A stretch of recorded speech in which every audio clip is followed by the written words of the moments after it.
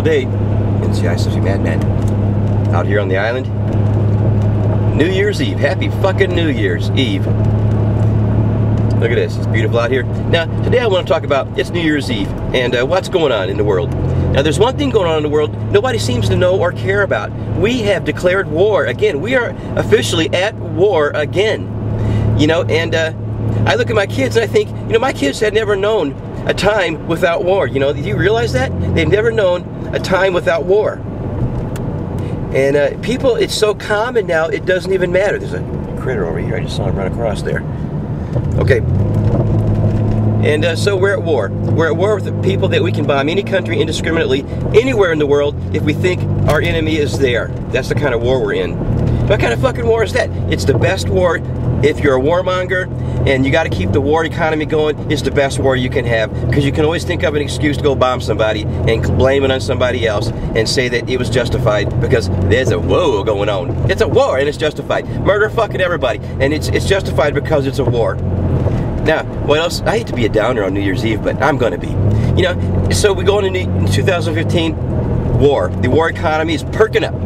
The official unemployment in Michigan is down by like 0.07% or something. You know, like they created like 10 jobs. But you know, that happened over Christmas, and we still have a lot more graduates out of college than there are jobs available. Many more. So there's still people that are struggling a lot here in Michigan. A lot of people are collecting those what do you call them, the benefits for the food stamp things. You know, lots and lots and lots of people live on that, and that's it. They have no other income.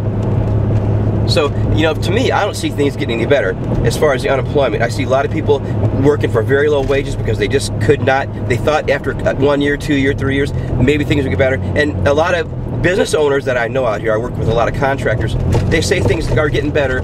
They have a lot more work for 2015, but guess what? Nobody's really hiring right now. They're going to wait and see. You know, these are good jobs. Now, the $10 an hour jobs, yeah, you can pretty much get, you know, I mean, they need people, and they know people are desperate. They'll work for 10 bucks an hour. So I mean, you got to do what you got to do, right? But what else? You know, Fukushima is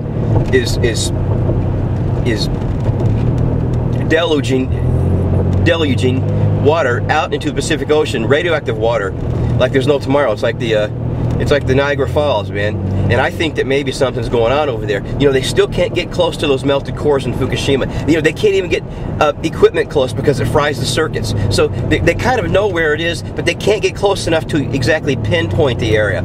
So what they're doing is they're flooding the hell out of the area, because that thing could be moving. If that thing gets hot and you hit a dry spot or a time where there's no water over these molten cores, these things are going to shoot up like, you know, 2,000–3,000 degrees in seconds if there's no cooling effect going over these things. So they're just deluging the water over these cores and over these areas where they think the cores are, and it's just washing out to the Pacific with no end.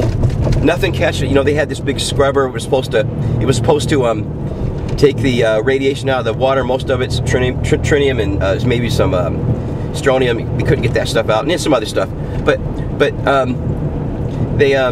those aren't working anymore. They're gone. But think about it. You got these radioactive filters now. After you're filtering the water through there, who's going to go close enough to touch these? And you can't even get equipment close enough to touch them.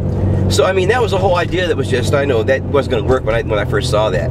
No ice walls, no cement in the tunnels. Everything's just, they're giving up on that. And I don't know what the hell they're doing right now, except for trying to control the media.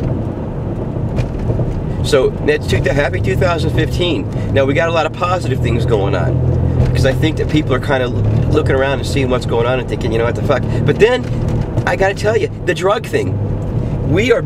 Our country and the whole world right now is being conquered by one thing, and that's the heroin epidemic.